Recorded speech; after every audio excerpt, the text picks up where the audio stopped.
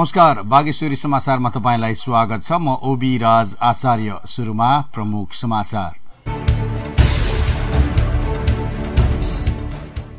शनिबार बाँकेमा थप 19 जनामा कोरोना पुष्टि।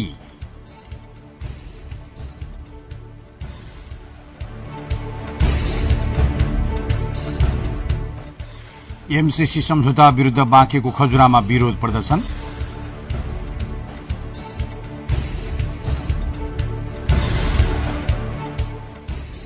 नेपालमा शनिबार 273 जना कोरोना पुष्टि।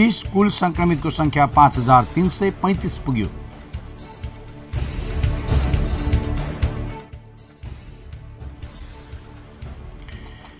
प्रमुख प्रतिपक्षी दल नेपाली कांग्रेस संसदीय दलका नेता देउबाले कालापानी पूर्वको भूमि नेपालको भएकोमा कुनै पनि शंका नभएको धारणा व्यक्त। र यो वर्षको नेपालको ओडीआई र टी20 खेल नहुने सम्भावना।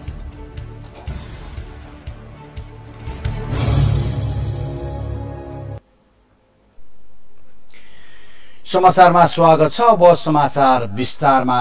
कोरोना भाइरस कोभिड-19 महामारीकै प्रसंगबाट नेपाल सरकारले जारी गरेको लकडाउन अहिले पनि जारी रहेको छ। सरकारले लकडाउनलाई खुकुलो बनाउँदै सवारी साधन सञ्चालनमा जोर बिजोर प्रणाली लागू गरे पश्चात शनिबार नेपालगञ्ज लगायत देशैभरि सवारी साधनको चाप भने बढेको छ। पछिल्लो समय सरकारले लकडाउनको मोडालिटी परिवर्तन गर्दै केही खुकुलो बनाएपछि नेपालगञ्जमा सवारी साधनहरूको सवारी चाप पनि बढेको छ। यस्तै अन्य दिनको तुलनामा बजार पसल पनि खुलेका छन्। नेपालगञ्जको BP Chowk, Dhamboji, Sadar line, new road, bus park, Karkando लगायतका स्थानमा सवारी साधनको चाप अत्यधिक बढेको छ भने पसलहरू पनि उत्तिकै खुल्ला भएका छन्। सवारी साधनको चाप बढेसँगै प्रहरीले सवारी साधनको चेक जाँचलाई पनि तीव्रता दिएको छ। प्रहरीले जोर बिजोर सवारी साधनमा यात्रा गर्ने यात्रुको संख्या लगायत चेक जाँच गरेको छ। अत्यावश्यक सेवाका सवारी साधन भने निर्बाध रूपमा सञ्चालन भइरहेको छ। चैत्र 11 गतेदेखि जारी गरिएको लकडाउन ज्येष्ठ महिनाको 32 गतेसम्म रहनेछ। करिब 3 महिना जारी लकडाउनका कारण व्यवसाय धराशयी भएको भन्दै व्यवसायीले लकडाउन खुकुलो बनाउनु पर्ने माग गर्दै आएका थिए।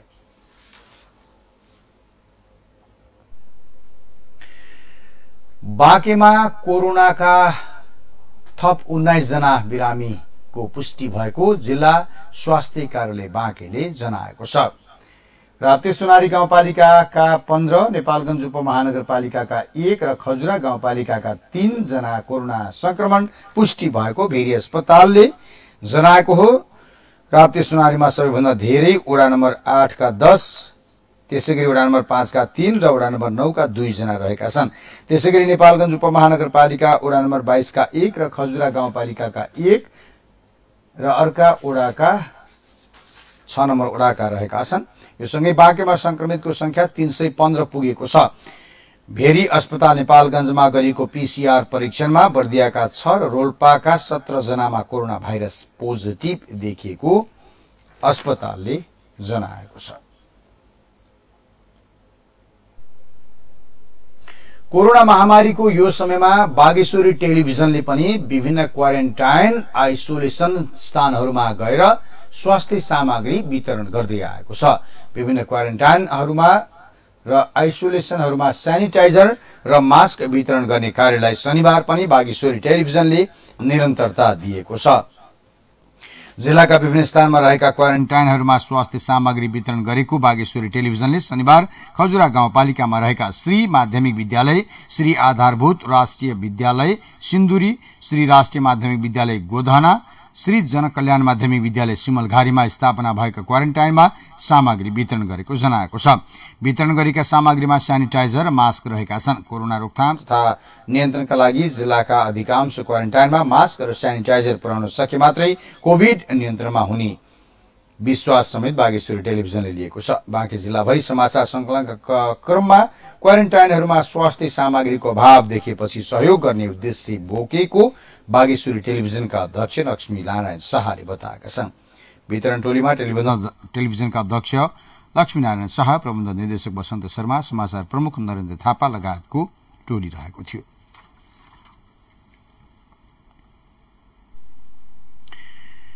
कोरोना महामारीको यो प्रकोपको बेलामा बागेश्वरी टेलिभिजनले बाँके जिल्लाका विभिन्न गाउँपालिकाका वडाहरूमा गएर स्वास्थ्य सामग्री वितरण गरिरहेको छ। केही दिनदेखि वितरण गरिरहेको यो स्वास्थ्य सामग्री वितरण कार्यलाई शनिबार पनि निरन्तरता दिएको छ। प्रस्तुत छ विभिन्न क्वारेन्टाइनहरूमा पुगेर तयार पारिएको रिपोर्ट प्रस्तुत गर्दैछन् सहकर्मी वसन्त शर्मा। दर्शकबिन हामी खजुरा गाउँपालिकाको गोनाना भन्ने यो गाउँमा आइपुगेका छौं। यो खजुरा गाउँपालिका अन्तर्गत वडा नम्बर 7 मा पर्छ। श्री नेपाल राष्ट्रिय प्राथमिक विद्यालय यो गोनानामा पर्छ। यहाँ एउटा क्वारेन्टाइन बनेको छ। क्वारेन्टाइनको यो तपाईले देख्न सक्नुहुन्छ क्वारेन्टाइन प्राङ्गण। यो क्वारेन्टाइनमा 14 जना भारतबाट आउनुभएकाहरू बस्नु भएको छ। यहाँहरूले यो देख्न सक्नुहुन्छ। उहाँहरू हामी बागेश्वरी टेलिभिजनको टिम यहाँ स्वास्थ्य सामग्री वितरण गर्न आइरहेको छ। आएको म 16 गते, यहाँ लेखेछन् 17 गते, अनि आज मलाई 31 गते पर्सि आएर यहाँको समितिको मान्छेले के भन्यो भने म पर्सि आएर अनि पर्सि आउने बित्तिकै चाहिँ तपाईको 3 दिनपछि चेकअप भइहाल्छ भनेर। आज चाहिँ 31 गते भइसक्यो, तर आजसम्म अब के भन्छन् आज नै भोलि बात तपाईहरुको चेकअप भएन भन्ने समस्या। केही पनि चेकअप भएको छैन। डेली आउँछन् ज्वरो चेक गर्ने त ठाउँ ठाउँमा छ, 5000 को पनि पाइन्छ, तर अरु यहाँ केही पनि सुविधा छैन। ओछ्याउनु भनेको त्यो एउटा मात्रै छ। न त यहाँ मास्क छ, खानाको लागि केही छैन व्यवस्था, न त खानाको व्यवस्था छ। खाना कसरी खाइरहनु भएको छ? अनि घरबाट खाना आउँछन्, घरको मान्छेले ल्याउँछन्, सब भित्रै पस्छन् मान्छेहरू, बाहिरको भित्रको बाहिर जान्छन्, बाहिरको मान्छे भित्र आउँछन्। यहाँ समिति कोही पनि आउँदैन, ल्याउँछन् मान्छे भित्र हाल्दिने अनि लक गरिदिने, त्यही सिस्टम छ यहाँ। क्वारेन्टाइनको मतलब यही हो, अरू केही पनि छैन सुविधा। यो गोछ्याउनलाई एउटा चाहिँ त्यो गोन्द्री जस्तो छ, त्यो मात्रै देखाउने यहाँ, अरू केही पनि छैन यहाँ सुविधा। बस त्यति मात्रै हो। न त मास्क छ, न साबुन छ, न सेनिटाइजर छ। गाउँपालिकामा सबैले खाना दिन्छन्, भान्सिया राखेर खाना र नास्ता दुईटै हो। टिटिरियामा त्यस्तै हो, तर हाम्रो खजुरा गाउँपालिकामा मात्रै त्यस्तो गरेको छैन। मैले पटक आश्वासन दिए, तर अब हाम्रो यही हो गर्ने के। 3-4 दिन त के गरे, मैले एक टाइम मात्र नास्ता बन्नुभयो के। मैंने अपने मन मर्जीले 2 टाइम नास्ता पठाए, किन पठायो 2 टाइम नास्ता।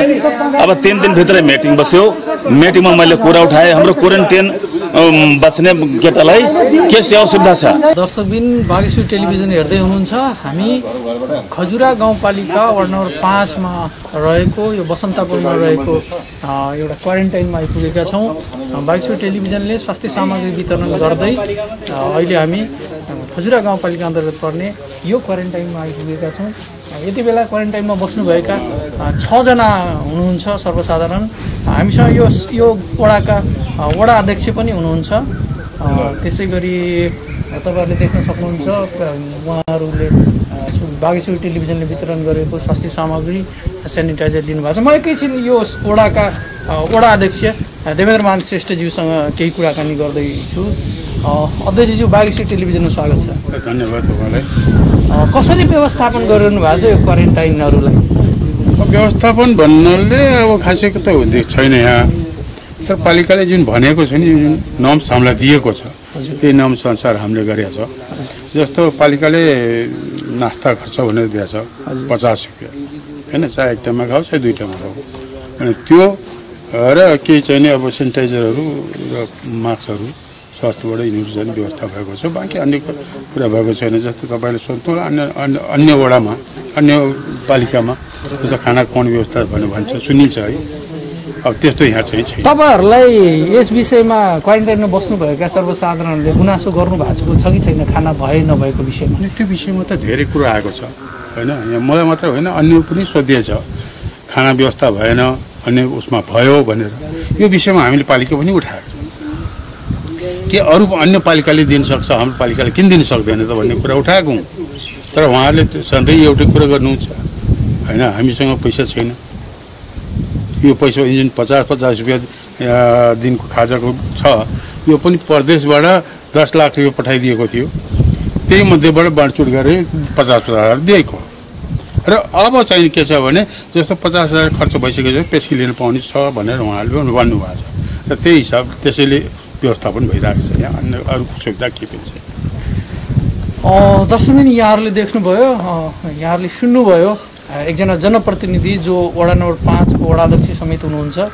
खजुरा गाउँपालिकाले दिनको प्रतिदिन रु 50 का दरले मात्रै खाजाको व्यवस्था गरेको छ। त्यसैको परिधिभित्र रहेर आफूहरूले क्वारेन्टाइन व्यवस्थापन गरिरहेको कुरा पनि उहाँले जानकारी गराउनु भयो। दर्शकबिन बागेश्वरी टेलिभिजन हेर्दै हुनुहुन्छ। हामी बाँके जिल्लाका विभिन्न क्वारेन्टाइन र आइसोलेसनहरूको अवस्थाका बारेमा बुझ्दै समाचार सङ्कलन गर्दै त्यहाँको स्थितिको बारेमा जानकारी लिँदै यहाँ बस्नुभएका क्वारेन्टाइनमा बस्नुभएका सर्वसाधारणहरूको अवस्थाका बारेमा यहाँहरू समक्ष जानकारी गराउँदै आइरहेका छौँ। कुनै सुविधा पनि हामीले पाएका छैनौँ। हामीले सेनिटाइजर पाएको आज, अनि गएर हामीले न खानाको नास्ताको व्यवस्था खै 50 रुपियाँ मात्रै आएको छ राज्यबाट भनेर भनिरहेछ। 50 रुपियाँको 2 पटक नास्ता चाउचाउ र अनि दुध र एउटा बिस्कुट बिहान, दिउँसो केराको व्यवस्था भइरहेछ। कोही खाने साथीले खाएन, अरूले त खाए पनि छैनन्। हामीलाई के अब यस्तो ठाउँमा हामीले खानाको सुविधा हुनुपर्ने केही छैन। गाई गोरु भेडा ओले जस्तै भइरहेछ। टोयलेट एउटा छ, धारा एउटा छ। यसैमा हामीले एक दिन आएको मान्छे पनि यसैमा गाँसिनु परिरहेछ। 14 दिन भएको मान्छे पनि सँगसँगै हुनु परिरहेछ। यसरी हामीले यस्तो भोगिरहेछौँ। खै यहाँको जनप्रतिनिधि हो कि यो राज्यले व्यवस्था नदिएको हो कि, यो कुराहरू हामी आग्रह गर्न चाहन्छौँ। त्यति नै हो। खजुरा गाउँपालिका अन्तर्गत पर्ने सिमलघारीमा हामी अहिले आइपुगेका छौँ। सिमलघारीमा अहिले 61 जना क्वारेन्टाइनमा बस्नुभएको छ। 61 मध्ये 6 जना महिला पनि हुनुहुन्छ। दर्शक पनि तपाईँहरूले हेर्न सक्नुहुन्छ। यहाँ क्वारेन्टाइनमा बस्नेहरू लाई हाम्रो बागेश्वरी टेलिभिजनको निरन्तरको यो प्रयास हामी स्वास्थ्य सामग्रीहरू पनि प्रदान गरिरहेका छौँ। यो खजुरा गाउँपालिका अन्तर्गत पर्ने क्वारेन्टाइनको दृश्य हो, तपाईँले हेर्न सक्नुहुन्छ। यसरी बाँकेका विभिन्न क्वारेन्टाइनहरूमा हामीले रिपोर्टिङ गर्ने क्रममा यहाँको अवस्था, यहाँको समाचार, यहाँको वस्तुस्थितिबारे यहाँहरूलाई जानकारी गराइरहेका छौँ। बागेश्वरी टेलिभिजन हेर्दै गर्नुहोला। आजलाई स्वास्थ्य सामग्री वितरण सहितको यो समाचार युनिटलाई बिदा दिनु। रिपोर्टपछि समाचारमा पुनः स्वागत छ। तपाईँ बागेश्वरी टेलिभिजन हेर्दै हुनुहुन्छ। हामी समाचारमा छौँ। अब बाँकी समाचार। बाँकेको नरेनापुरमा रहेका 117 जना कोरोना संक्रमितहरू निको भई घर फर्किएको बताइएको छ। जिल्ला स्वास्थ्य कार्यालयले दिएको जानकारी अनुसार उनीहरू सबैजना निको भई घर फर्किएका हुन्। केही दिन अघिसम्म कोरोना संक्रमितहरूका कारण निकै चर्चामा रहेको बाँकेको नरेनापुर गाउँपालिकाका कोरोना संक्रमितहरू अब घर फर्किसकेका छन्। नेपालगञ्जको होलपुर दाङका विभिन्न आइसोलेसन अस्पताल आइसोलेसन सेन्टरमा उपचारार्थ संक्रमितहरू सबै निको भएर घर फर्केको जिल्ला स्वास्थ्य कार्यालय बाँकेका कोरोना फोकल पर्सन नरेश श्रेष्ठले जानकारी दिएका छन्। बाँकेका 315 जना कोरोना संक्रमित मध्ये हाल 170 जना कोरोनालाई जितेर घर फर्किसकेका छन्। नरेनापुरका 1 जनाको भने कोरोनाका कारण मृत्यु भइसकेको छ।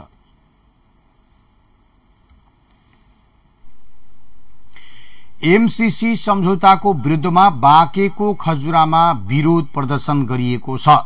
एमसीसी सम्झौताको विरुद्धमा 6 वटा वामपन्थी दलको संयुक्त मोर्चाले कार्यक्रमको आयोजना गरेको हो। एमसीसी सम्झौता खारेज गर्नुपर्ने माग राख्दै विरोध प्रदर्शन गरिएको हो।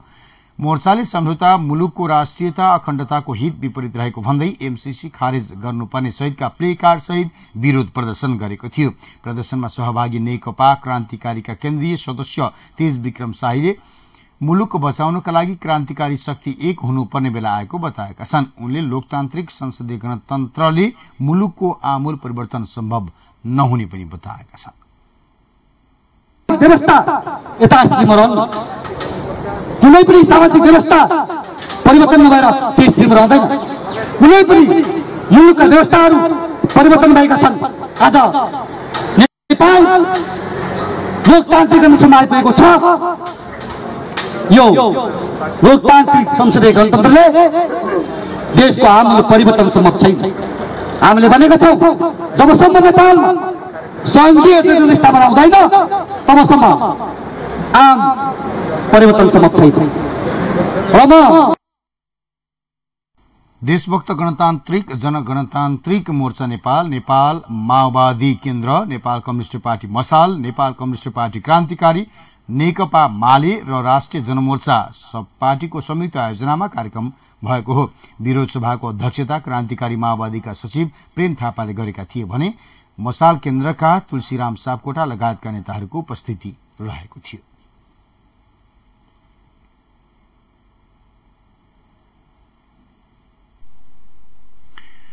शनिबार नेपालमा नयाँ कोरोना संक्रमितको संख्या 273 जना थपिए लगायतका राष्ट्रिय प्रसंगका अन्य खबर हामीसँग बाँकी रहेका छन्। बागेश्वरी समाचारमा पालो भएको छ छोटो व्यापारिक विश्राम।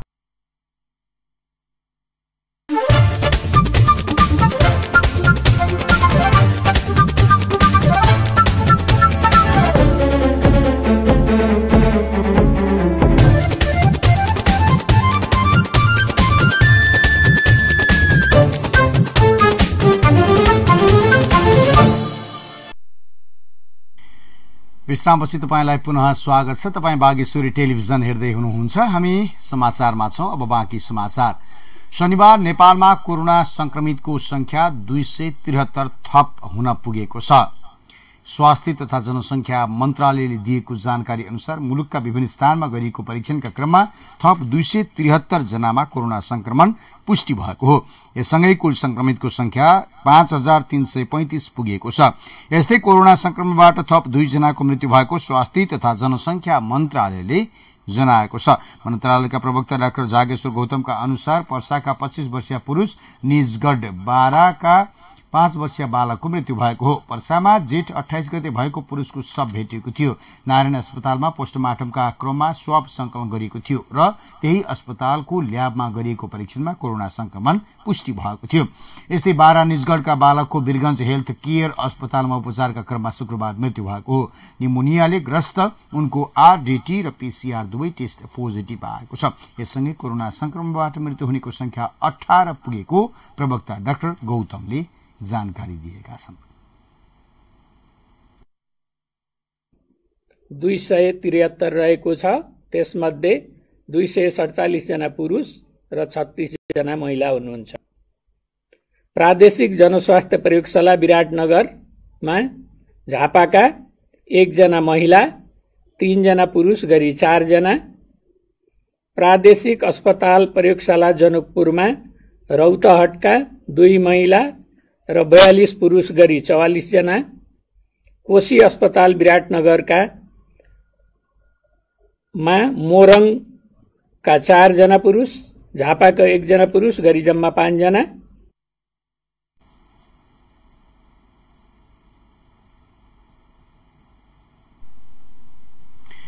नेपालको संविधान दोस्रो संशोधन 2077 विधेयक सर्वसम्मतिले पारित भएको छ। प्रतिनिधि सभाको शनिबारको बैठकमा कानून, न्याय तथा संसदीय मामला मन्त्री शिवमाया तुम्बा हाम्फेले पेश गरेको नेपालको संविधान दोस्रो संशोधन विधेयक 2077 पारित गरियोस् भन्ने प्रस्ताव प्रस्तुत भएको थियो।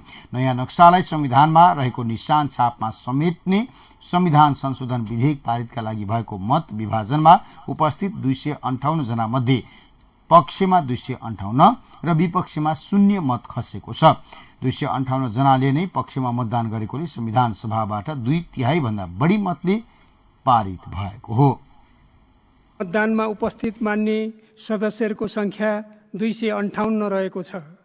नेपालको संविधान दोस्रो संशोधन विधेयक 2077 लाई पारित गरियोस् भन्ने प्रस्तावको पक्षमा अर्थात् हुन्छ भन्ने पक्षमा जम्मा 258 मत, प्रस्तावको विपक्षमा अर्थात् हुन्न भन्ने पक्षमा 0 मत र प्रस्तावको मत दिन्न भन्ने पक्षमा 0 मत परेको छ। संसदमा प्रतिनिधित्व गर्ने सबै दलहरूले पक्षमा मतदान गर्दै संविधान संशोधन दोस्रो संशोधन विधेयक 2077 प्रतिनिधि सभाको 2/3 बहुमतले पारित गरिदिएका छन्।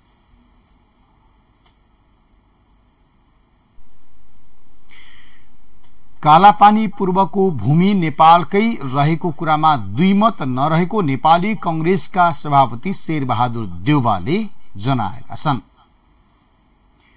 प्रमुख प्रतिपक्षी दल नेपाली कांग्रेस संसदीय दलका नेता शेरबहादुर देउवाले कालापानी पूर्वको भूमि नेपालको भएकोमा कुनै पनि शंका नभएको प्रश्न पारेका हुन्। प्रतिनिधि सभाको शनिबारको बैठकमा नेपालको संविधान दोस्रो संशोधन विधेयक 2077 माथिको दफावार छलफलमा बोल्दै देउवाले सुगौली सन्धि 1816 अनुसार काली नदी पूर्वको जमिन नेपालको हो भन्ने प्रश्न रहेको बताएका छन्। कांग्रेस केन्द्रीय समिति र संसदीय दलको बैठकले सरकारको संशोधन विधेयकको समर्थन गर्ने निर्णय गरेको पनि पूर्व प्रधानमन्त्री समेत रहेका देउवाले जानकारी दिएका छन्। उनले मुलुकको सार्वभौमिकता, अखण्डता र राष्ट्रिय हितका लागि राष्ट्रिय एकता रहेको जिकिर गरेका छन्। सबै राजनीतिक दलहरूबीच संविधान संशोधनको विषयमा एकता देखिनुले सकारात्मक सन्देश गएको उनको भनाइरहेको छ।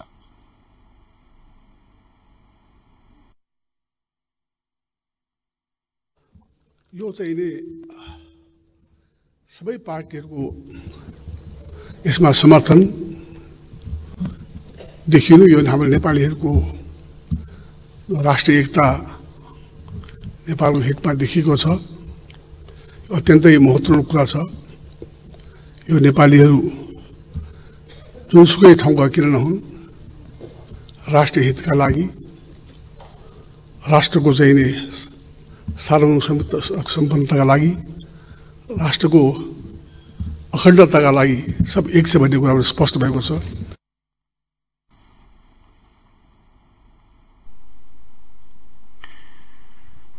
नेपाल कम्युनिस्ट पार्टीका अध्यक्ष पुष्पकमल दाहाल प्रचण्डले राजतन्त्रको कालखण्डमा नेपालले गुमाएको भूमि गणतन्त्र नेपालको कालखण्डमा फिर्ता ल्याएरै छाड्ने बताएका छन्। सत्तारूढ नेकपाका अध्यक्ष समेत रहेका प्रचण्डले राजतन्त्रको कालमा गुमाएको भूमि नेपालले गणतन्त्र शासन व्यवस्थामा फिर्ता ल्याएरै छाड्ने बताएका हुन्। शनिबार प्रतिनिधि सभामा भारतले अतिक्रमण गरेको कालापानी लिपुलेक र लिम्पियाधुरा लगायतका क्षेत्रलाई समेटेर जारी गरेको नेपालको नक्सालाई संविधानको अनुसूची 3 मा रहेको निशान छापमा राख्नका लागि ल्याइएको संविधान संशोधन विधेयकको दफावार छलफलका क्रममा प्रचण्डले गुमेको भूमि फिर्ता ल्याउन संविधान संशोधन हुनु नेपालका लागि राष्ट्रिय स्वाधीनताको विषय भएको बताएका छन्। भारतीय सरकार, त्यहाँका पत्रकार, बुद्धिजीवी लगायतले नेपाली जनताको यो संवेदनशीलतालाई बुझिदिन समेत अध्यक्ष प्रचण्डले आग्रह गरेका छन्। अध्यक्ष प्रचण्डले लामो समयदेखिको भूमि विवादको समाधान कूटनीतिक प्रयासबाट समाधान हुनेमा आफू विश्वस्त रहेको भन्दै भूमिलाई लिएर भारतसँग कुनै पनि दुश्मनी नचाहेको बताएका छन्।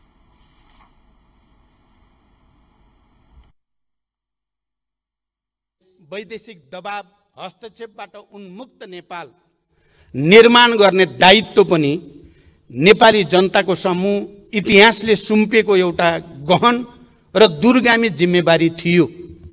मलाई लाग्छ आज हामी जे निर्णय गर्न जाँदैछौँ त्यही दोस्रो ऐतिहासिक मुद्दालाई फैसला गर्ने, दोस्रो ऐतिहासिक चुनौतीको सामना गर्ने र नेपालको राष्ट्रिय स्वाधीनतालाई सुदृढ गर्ने, भौगोलिक अखण्डतालाई सुदृढ गर्ने एउटा महान अभियानकै क्रममा हामी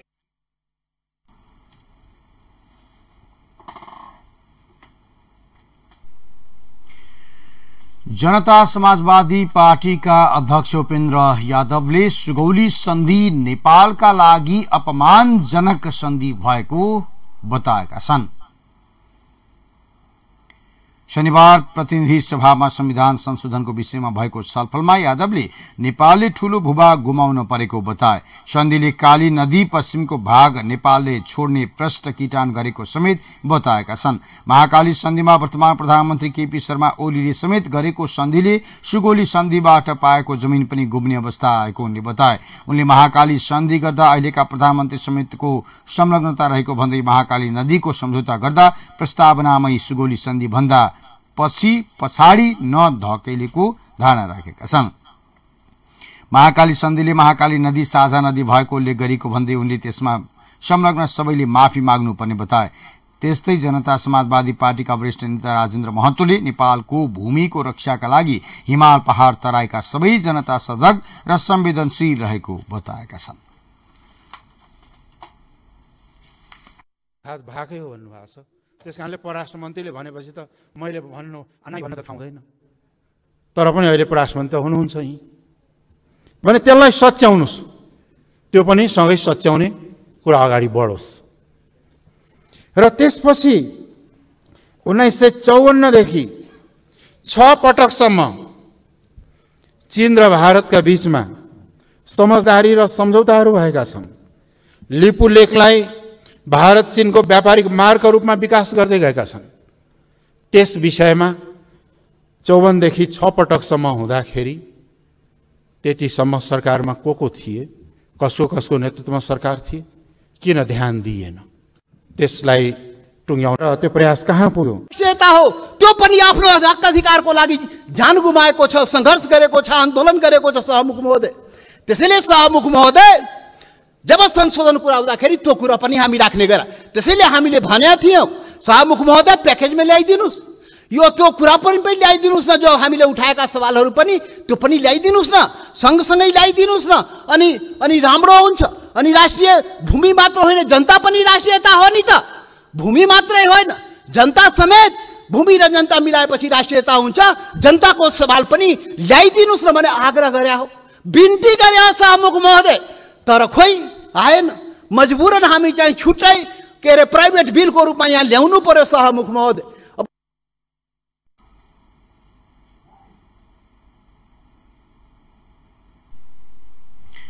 हामी समाचारको अन्तमा छौं। अन्तमा खेल समाचार। नेपालको यस वर्षको T20 क्रिकेट प्रतियोगिता नहुने सम्भावना बढेर गएको छ। यो वर्ष नेपालको ODI र T20 खेल नहुने सम्भावना बढेको हो। सन् 2020 सुरु हुनु अघि नेपाली क्रिकेट टोलीको कार्यतालिका व्यस्त रहेको थियो, तर कोरोना भाइरसको महामारी संक्रमणका कारण प्राप्त केही अवसर सदुपयोग गर्न नसक्दा सन् 2020 को बाँकी 6 महिना नेपाली क्रिकेट टोली अब धेरै समय खाली हुने देखिएको छ। हालसम्म नेपाल क्रिकेट संज्ञान र वार्षिक कार्यतालिका सार्वजनिक अहिलेसम्म गर्न सकेको छैन। अन्तर्राष्ट्रिय क्रिकेट परिषद ICC र एसियन क्रिकेट काउन्सिल ACC को हालसम्मको तालिका क्यालेन्डर हेर्दा यस वर्ष अब नेपालले एकमात्र अन्तर्राष्ट्रिय प्रतियोगिता खेल्न देखिन्छ। उक्त प्रतियोगिता पनि टेस्ट राष्ट्रका अन्डर 23 टोली सहभागिता हुने कारण नेपाल अब अर्को OID खेल्ने नखेल्ने भन्ने विषयमा यकिन भने गर्न सकेको छैन। समाचार सकियो। अन्तमा प्रमुख समाचार शीर्षक पुनः एकपटक। शनिबार बाँकेमा थप 19 जनामा कोरोना पुष्टि।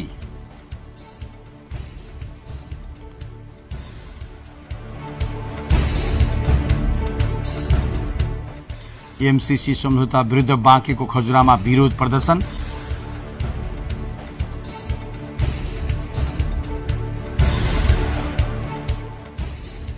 नेपालमा शनिबार 273 जना कोरोना पुष्टि। कुल संक्रमितको संख्या 5335 पुग्यो।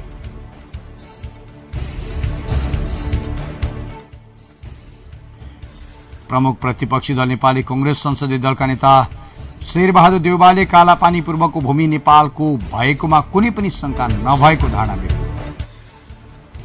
यो वर्ष नेपालको ODI र T20 क्रिकेट खेल नहुने सम्भावना।